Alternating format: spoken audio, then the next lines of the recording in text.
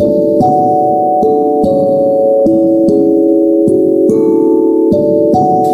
guys, saat ini kamu mendengarkan podcast dari remoteworker.id. Pahami mindset bekerja dari rumah, upgrade skillmu, dan mulai rintis karir remote workmu. Bersama-sama kita akan jadikan Indonesia sebagai provider nomor 1 remote worker di dunia. Be part of the history. Judul podcast saya yang sekarang ini mungkin sebenarnya semua podcast saya itu provokatif loh ya. Kalau kalian menyimak, provokatif saya adalah provokatif memaksa kamu keluar dari suatu paradigma 9 to 5 untuk maju ke paradigma baru working from home. Sekarang sudah bukan paradigma, sekarang sudah jadi bencana. Kalian yang 9 to 5 dapat bencana untuk kerja dari rumah. Saya mengatakan ini bencana karena banyak orang yang ngeluh, banyak mulai ada konflik, karena semua orang nggak siap. Tapi semua orang harus siap. Sebagaimana kita hidup harus mati, kamu harus siap. Nah, working from home, sekarang sebagaimana kamu dulu nggak siap, sekarang harus siap. Nah, teman-teman, saya akan berbicara di podcast ke-91 ini, yaitu untuk bagaimana menakar kemungkinanmu benar-benar fully remote dari kerjaan 9 to 5. Oke, kalau kita bicara pandemi, itu force major ya. Jadi kamu nggak bisa ngandalin suatu force major untuk merubah aksimu. Tapi ternyata memang seperti itu. Force major yang sekarang membuat semua orang jadi working from home. Tapi andaikan force major ini nggak ada. Bayangkan situasi di mana kamu kerja 9 to 5 adalah suatu normal, dan kamu nggak pernah berpikir sama sekali, atau kantormu pun bahkan sama sekali nggak pernah berpikir untuk memanusiakan karyawannya dengan bekerja dari rumah. Saya benar-benar mengatakan memanusiakan karyawannya. Karena bagi saya, kalau kamu sudah bisa mengerjakan sesuatu di rumah, buat apa kantor? Kenapa? Norm yang kita punya adalah kerja itu di kantor. Meninggalkan anak istri, kerja di kantor, pulang larut malam. Itu norm. Padahal norm itu bodoh. Itu norm yang doesn't make sense at all. Kalau kata ngumpatan boleh kawan sekalian biasa sisipkan di sana. Tapi norm yang itu adalah norm yang tidak masuk akal sebenarnya. Kita tetap menerima karena kita dijajah. Selama menurut suatu yang kita terima umum, kita dijajah hampir 2,5 abad. Jadi orang biasa-biasa aja yang kerja harus sesuai aturan yang tidak manusiawi seperti itu. Padahal kalau kita hidup dengan dunia yang bebas seperti sekarang, aneh sekali ada orang yang disuruh mau untuk bolak-balik ke kantor, padahal mengerjakan hal-hal yang totally bisa dilakukan di rumahnya. Nah, paradigma seperti ini sudah mulai membuncah dan sudah mulai norm ya. Bahkan sebelum corona pun kalian kalau mau cari aja informasi tentang Automattic. Automattic itu perusahaan yang menaungi WordPress. Dia punya, saat itu ngebuka satu kantor yang besar, saya lupa di mana, di Los Angeles atau San Francisco, saya agak lupa di mana kota tepatnya. Ini adalah saat kantor untuk bekerja itu dibuka, semua orang dibebaskan milih kerja dari rumah atau di kantor. Jawabannya apa akhirnya? Semua orang kerja dari rumah. Kenapa? Karena produknya digital. Produk digital, ngapain kamu kerja pakai cara kolonial? Saya nggak mengatakan cara milenial. Jadi ngapain kamu kerja pakai cara kolonial? Harusnya kamu pakai cara milenial, terlalu lama kayaknya. Cara apa ya? Cara corona deh. Cara corona. Kamu harus mengajarkan itu dengan cara corona. Cara corona itu apa? Nggak usah ketemu, kerja dari rumah, gunakan teknologi internet sekuat-kuatnya. Jadi, semua itu jadi. Nah, teman-teman, kalau saya ingin menakar kemungkinan bekerja dengan cara corona, pertama terbagi dulu, produk itu digital apa enggak.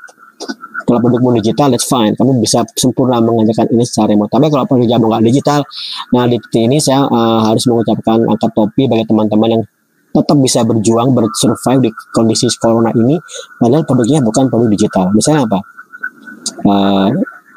Dokter, ya kan?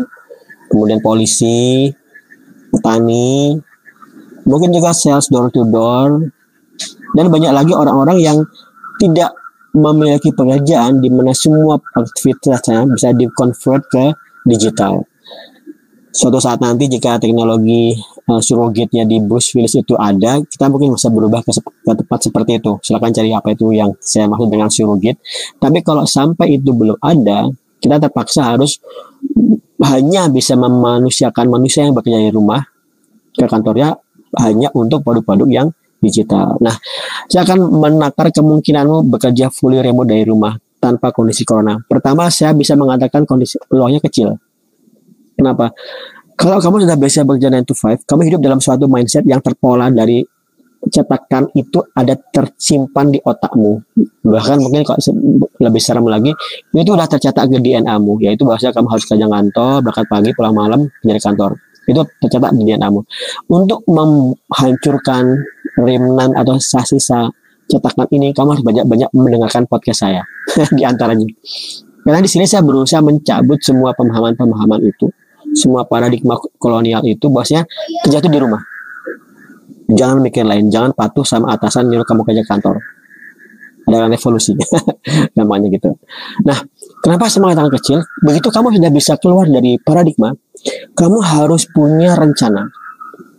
Oke. Rencana tanpa kamu sudah punya keinginan, tapi kamu harus punya rencana. Kalau kamu hanya ingin tanpa rencana, itu mimpi. Yaitu kamu hanya ingin aja bisa terbang atau seperti, tapi nggak punya rencana buat suit seperti Iron Man. Ya itu mimpi aja. Kemudian setelah kamu punya rencana, kamu harus punya aksi. Rencana tanpa aksi itu bohong. Yaitu kamu sedang rencanain nih, oke, orang kerja 9 to 5 ya, pengen kerja di rumah. Oke, berarti aku sekarang harus pelajari skill yang sesuai demand dulu. Misalnya aku sekarang udah bertahun-tahun ngegarap Delphi. Kalau aku buka di Upwork.com itu Delphi nggak ada. Ya udah, berarti aku harus belajar Delphi. Oke, kamu sudah punya rencana nih belajar Delphi. Berarti karena kamu kerja 9 to 5, kamu harus ngeluangin, kamu berencana menambah skillmu nggak hanya Delphi. Oke, jadi kamu akan belajar Python misalnya. Python nggak usah data science dah, itu terlalu muluk. Data scraping aja. Kamu udah punya rencana untuk mempelajari Python data scraping di sela-sela kesibukanmu. Berarti kamu meluangkan waktu, bukan mencari waktu luang. Kamu luangkan waktu 1 jam sebelum berangkat kantor, pulang dari kantor tidur aja, nggak usah mikir belajar, capek. Weekend kamu belajar lagi. Oke, ini rencana kan? Nah, kalau kamu nggak aksi, itu bohong. Kamu udah punya rencana mantap, tapi nggak ada aksinya, bohong. Kamu sekedar belajar kalau lagi inget. Terus kalau weekend juga nggak pernah nyentuh bangun juga, tiba-tiba langsung buru-buru mandi ke kantor, nggak ada luangin waktu untuk belajar sejam. Ya udah, selesai. Rencanamu nggak pakai aksi, itu bohong banget. Oke, berarti kamu harus punya rencana yang dijalankan. Nah, terakhir, kalau kamu sudah punya aksi, kamu harus evaluasi. Kalau kamu nggak evaluasi, itu bencana. Jadi misalnya kamu jadi aksi tanpa evaluasi, itu bencana. Kamu sudah jalani nih, kemudian setelah jalan sebulan, kamu cek lagi nih. Oh, ternyata rencana aku yang untuk kerja belajar 2 jam tiap hari, ternyata cuma bisa seminggu cuma 2 jam. Berarti aku menghilangkan waktuku 1/7, harusnya 7 kali lipat dari effortku yang sebelumnya. Karena awalnya cuma sehari 2 jam, ternyata menjadi seminggu 2 jam. Itu jauh banget. Nah, kalau kamu dievaluasi, berarti kamu tahu apa yang harus kamu lakukan. Yaitu, oke, kalau gitu aku sekarang harus memastikan aku benar-benar belajar sebelum kantor. Itu wajib. Atau yang masih mahasiswa, aku benar-benar belajar sesuai dengan demand yang ditetapkan, diajarkan di remoteworker.id misalnya. Kamu kadang-kadang nggak bisa ngikutin kampusmu ya. Kampus itu kadang beberapa langkah di belakang kebutuhan industri. Contoh aja sekarang industri sudah bicara dengan tentang microservice, kemudian juga Python, Ruby on Rails, Go, malah sebagainya. Mungkin di kampusmu masih pakai Delphi misalnya, atau mungkin ngenes lagi pakai Pascal. Semoga enggak ya. Nah, jadi kamu merencana, kamu evaluasi, sehingga semakin lama rencanamu benar-benar sesuai dengan keinginanmu itu. Pada akhirnya kamu, kalau keinginanmu, pada akhirnya kalau evaluasi aksimu sudah sesuai dengan rencana berarti bisa mewujudkan mimpimu itu. Nah, berarti mimpimu bisa diwujudkan untuk bekerja dari rumah.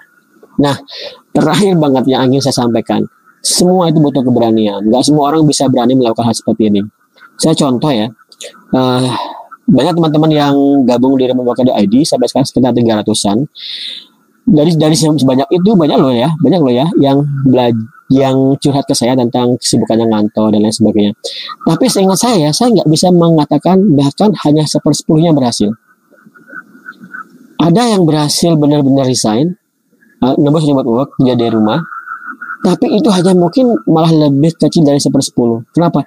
Karena untuk melakukan hal yang saya sampaikan ini, kamu butuh keberanian.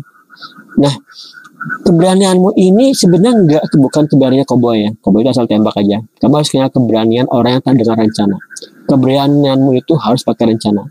saya sampaikan pernah berkali-kali, kalau kamu pengen resign setelah kamu upgrade skill, nembus remote work, saat kamu ngantor sudah nembus remote work, maka pantau jika pendapatanmu di remote work itu minimal sama dengan yang di kantor, atau kalau nggak sama di bawahnya nggak apa-apa, tapi trennya naik dan stabil, itu tanda-tanda kamu bisa survive di remote work.